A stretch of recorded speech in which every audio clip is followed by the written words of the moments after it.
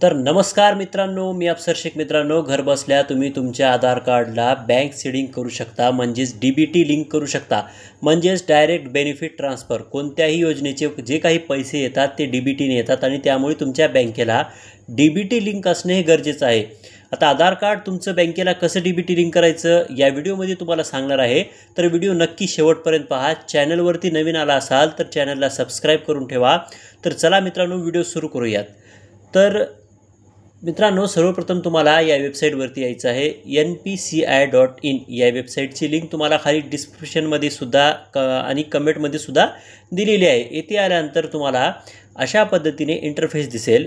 इथे आपल्याला 2 नंबरचा ऑप्शन आहे कंझ्युमर. या कंझ्युमर ऑप्शनवरती क्लिक करायचं आहे.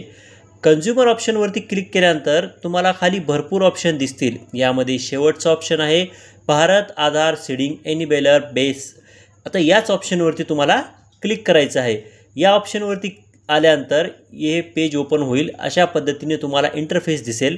जो येथे 2 नंबरचा ऑप्शन आहे आधार सीडिंग डीसीडिंग, आधार सीडिंग डीसीडिंग, या 2 नंबरच्या ऑप्शनवरती क्लिक करायचं आहे.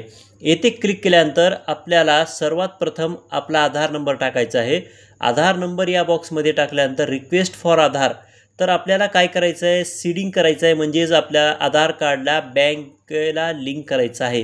तर सीडिंग या ऑप्शनवरती क्लिक करायचं आहे. सीडिंग ऑप्शनवरती क्लिक केल्यानंतर सिलेक्ट युअर बँक.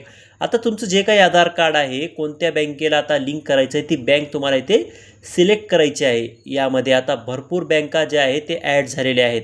अगोदर खूप बँका ह्या कमी होत्या, आता यामध्ये भरपूर बँका आहेत, जसे की state bank of India add झालेली आहे, बँक ऑफ महाराष्ट्र ॲड झालेली आहे. अशा भरपूर बँका आहेत. जे तुमची बँक आहे त्यामध्ये तुम्ही इथे ती शोधायची आहे आणि ज्या बँकेला आधार कार्ड लिंक करायचं आहे, DBT करायचं आहे, ती बँक इथे सिलेक्ट करा. त्यानंतर सीडिंग टाईप विचारलं आहे. येथे 3 ऑप्शन आहेत. पहिला ऑप्शन समजून घ्या, फ्रेश सीडिंग. फ्रेश सीडिंगमध्ये अगोदर कोणत्याच खात्याला लिंक नसेल तर तुम्ही फ्रेश सीडिंग हा ऑप्शन सिलेक्ट करायचा आहे. दुसरा आहे same bank with another account. एकाच बँकेमध्ये 2 अकाउंट असतील तर तो दुसरा ऑप्शन आहे. आणि तिसरा ऑप्शन आहे from one bank to another bank. एका बँकेकडून दुसऱ्या बँकेला लिंक करायचं आहे. अगोदर एका बँकेला लिंक आहे आणि आता तुम्हाला नवीन बँकेला लिंक करायचं आहे. तर तिसरा ऑप्शन. अशा पद्धतीने हे 3 ऑप्शन आहेत. त्यानुसार तुम्ही तो ऑप्शन सिलेक्ट करा. त्यानंतर खाली अकाउंट नंबर टाकायचा आहे. ज्या बँकेला लिंक करतो आहे आपण त्या बँकेचा इथे अकाउंट नंबर टाकायचा आहे आणि कन्फर्म अकाउंट नंबरवरती क्लिक करायचं आहे. त्यानंतर टर्म्स अँड कंडिशन ॲक्सेप्ट करून जे काही बार येथे कोड जे दिलेला आहे त्या कॅपचा तो टाकून सबमिट बटनावरती क्लिक करायचं आहे.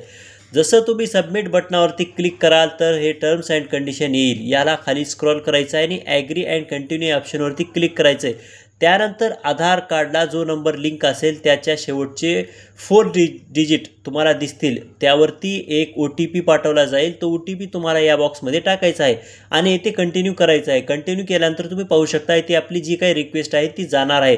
आणि आता येथे काय मेसेज आला आहे की अगोदर जे तुमचं लिंक आहे ते कोणत्या बँकेला लिंक आहे ते दाखवलं आहे आणि आता तुम्ही कोणत्या बँकेला लिंक करताय ते सुद्धा सांगितलं आहे. म्हणजे हे बरोबर आहे. तर अगोदर कुठल्या बँकेला लिंक आहे ते दाखवतं आणि आता कोणत्या बँकेला लिंक करायचं ते पण दाखवतं.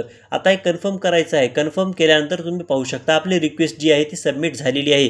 युअर रेफरन्स नंबरसुद्धा एक आलेला आहे. जर येथे तुम्ही व्यवस्थित माहिती टाकली असेल, व्यवस्थित निवडलं असेल तर लगेच तुमचं जे काही आधार कार्ड आहे ते बँकेला इथं लिंक झालेलं दाखवेल. थोडा वेळ फक्त इथे थांबायचं आहे. नाही झालं तर 2-3 दिवसांनी तुम्ही पुन्हा एकदा इथे चेक करू शकता की आपलं लिंक झालेलं आहे का नाही. आता चेक कसं करायचं की आपलं लिंक झालं आहे का नाही, तर पुन्हा आपल्याला बेस म्हणजेच भारत आधार सीडिंग एनेबलवरती यायचं आहे. इथे आल्यानंतर तुम्हाला 1, 2, 3, 4 नंबरचं ऑप्शन आहे. पाहू शकता आधार मॅप स्टेट्स. आधार मॅप स्टेट्स या 4 नंबरच्या ऑप्शनवरती क्लिक करायचं आहे आणि येथे आपला आधार नंबर टाकून आपण चेक करू शकतो की आपला आधार कार्ड हे बँकेला सीडिंग झालेलं आहे किंवा नाही. आता आपलं आधार कार्ड हे बँकेला सीडिंग आहे ते सुद्धा तुम्ही इथे चेक करू शकता. तर आधार नंबर टाकून येथे सबमिट करा. OTP येईल. जो आधार कार्डला नंबर लिंक आहे त्यावरती OTP आलेला आहे. तुम्हाला इथे OTP टाकायचा आणि कंटिन्यू करायचं आहे, म्हणजेच कन्फर्म करायचं आहे. कन्फर्म केल्यानंतर तुम्हाला इथे दाखवेल तुमचं आधार कार्ड आता कोणत्या बँकेला लिंक आहे. आधार नंबर दाखवेल. Mapping states enable for DBT असं आला पाहिजे. एनेबल फॉर DBT असेल तर हे बरोबर आहे आणि बँकेचं नाव आलं पाहिजे. बँकेचं नाव काय आहे ते चेक करा. महत्त्वपूर्ण अशा प्रकारचा हा व्हिडिओ होता. आपल्याला सर्व मित्रांना इथे नक्की शेअर करा. धन्यवाद.